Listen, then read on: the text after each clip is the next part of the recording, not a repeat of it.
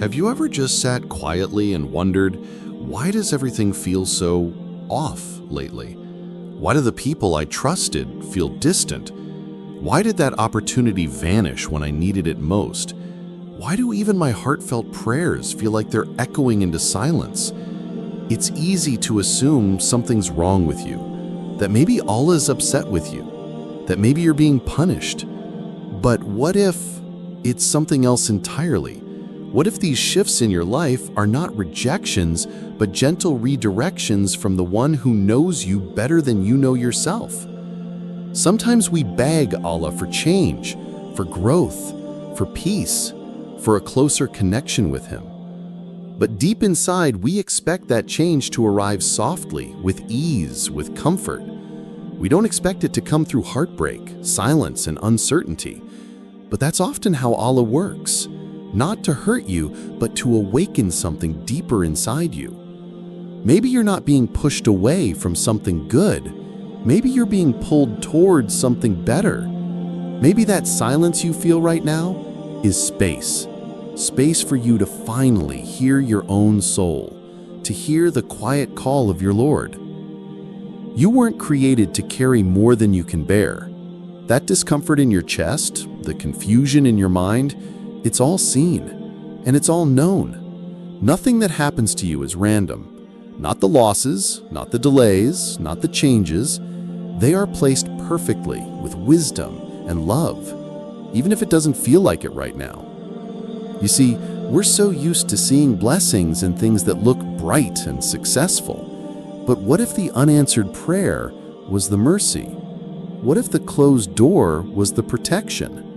What if what you're calling a breakdown is really a breakthrough just in disguise? You might be looking at your life and seeing pieces falling apart, but Allah is seeing the pieces being placed exactly where they belong. That job that didn't come through, that friend who left, that plan that failed, none of it slipped past His knowledge. None of it was a mistake. It may have felt like a loss to you, but in reality, it might have been the beginning of your healing. The truth is, when Allah loves someone, He intervenes. He doesn't let their soul attach to things that are harmful. He doesn't let them drift too far.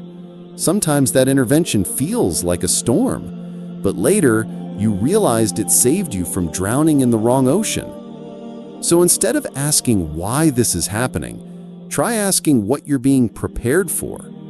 Try asking what kind of strength is being built in your heart through this test. What lesson is being whispered through the confusion? What old version of you is being left behind so you can become the version Allah intended you to be? Let your heart speak to Him, even if all you can say is, "I don't understand right now, but I trust you." That simple trust, even if your voice trembles while saying it, is a sign of faith, a sign that you're still holding on, and that's enough. Maybe this is the season where Allah removes the noise so you can return to Him in peace. Maybe He's slowing down your plans to speed up your transformation.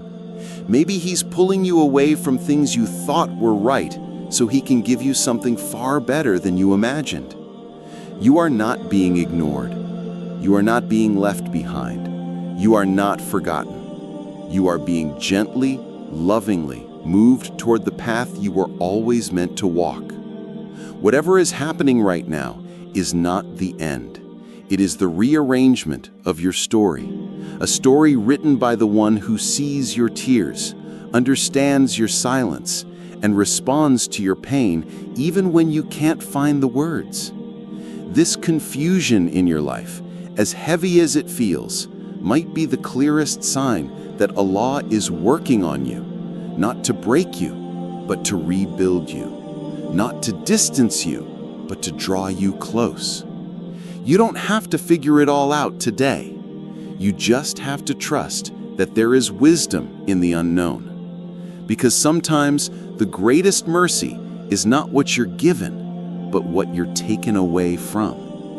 And maybe this is the moment everything begins to make sense.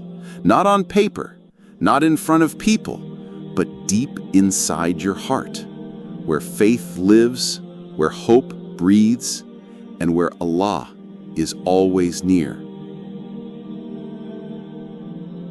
You wake up one day and realize you feel completely alone. Not physically, maybe you're still surrounded by people, but emotionally, spiritually, there's this emptiness. The people who used to be close to you feel distant. The conversations feel shallow. You check your phone and no one has messaged you. The ones you trusted have slowly faded, and you're left wondering, what changed? You didn't plan for this. You didn't choose to feel alone. And yet, here you are, sitting with silence, sitting with yourself. You look back and think, I used to have people. I used to belong somewhere. Now I just feel invisible. And it hurts. But there's something else happening underneath that pain. Something subtle, something sacred. Sometimes Allah removes the noise from your life because He wants to speak directly to your heart, not through other people, not through distractions, just you and Him, alone. You see, the Prophet, peace be upon him, was chosen in solitude. He wasn't surrounded by crowds when he received revelation. He was in a cave, alone, reflecting, searching. And that silence wasn't a punishment. It was preparation. Maybe that's what's happening to you right now. Maybe this loneliness you're feeling isn't because you're unlovable. Maybe it's because Allah is protecting your heart from things that would have taken you further away from Him. Maybe He's clearing space inside you, making room for clarity, for strength, for Him. There are some journeys you're meant to take without a crowd. Some lessons your heart can only learn when the world around you quiets down. It's in those moments of isolation that the soul finally has space to breathe. And it's hard, yes. You want someone to call you. You want someone to notice that you've been quieter lately. But what if the one who created you has already noticed? What if He's the one pulling you away from people so He can pull you closer to Himself? When everything external goes quiet, that's when your internal world speaks loudest. That's when your thoughts surface, your wounds rise, your prayers become raw. That's when you finally say, Ya Allah, I don't know what I'm doing anymore, but I need you. And that's when the healing begins. You're not meant to fill your loneliness with noise. You're meant to feel it, to sit with it, to invite Allah into it. Because there is a version of you that only exists on the other side of this silence. A wiser you, a softer you, a version of you that has learned how to stand alone, not because you stopped needing people, but because you learned who your soul truly depends on. Let yourself walk through this quiet season. Let yourself cry if you need to. Let yourself fall into sajda with no words, just you and your breath, you and your tears, you and your Lord. And remember, the people who are meant for you will not be lost. The hearts that are written for your journey will return at the right time. You don't need to chase them. You don't need to beg for connection. What Allah has written will find you. But first, He might want you to find yourself in Him. If you're feeling isolated, try spending just 5 minutes a day sitting quietly and saying nothing but, Allah, I'm here, and I know you're here too. No fancy duas, no expectations, just presence, just openness. Some of the most powerful transformations begin in moments like that. Don't fear this space you're in. It's sacred. It's not emptiness. It's a divine invitation. An invitation to pause, to turn inward, and to let your relationship with Allah become the most intimate connection in your life. You are not being punished. You are being prepared.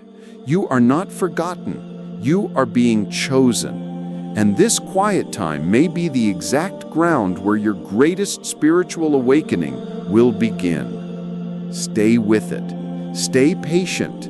Let your soul soften in the solitude. Because even in this silence, you are being heard. And even in this loneliness, you are deeply, deeply loved. You had plans. You had a vision. Maybe you were finally moving forward. Your career, your goals, your healing. Things were starting to feel stable. You thought, this is it. I'm on the right track. And then everything slowed down. Emails stopped coming. Doors that were open started to close. The energy you once had, it faded. You don't know what happened, but something shifted. Now your days feel slower. Your dreams seem paused. You're trying, but it's like life hit a red light and you weren't prepared to stop. And what hurts most is not knowing why. Why now? Why after everything I did to get here? But slowdowns are not the same as setbacks. Sometimes the pause is not a punishment. It's a sign, not of failure, but of preparation. Allah knows the unseen. He knows what you're being protected from. That opportunity you were chasing may have looked perfect, but what if it would have pulled you further from your peace? What if it wasn't ready for you, or you weren't ready for it? When your plans slow down, it's easy to panic. But what if this pause is your space to grow, to strengthen what's weak in you, to heal wounds you've ignored? What if this is the space where Allah is realigning your path with something better than you imagined? Sometimes you don't see the blessing in the delay until later, until the thing you thought you needed no longer matters.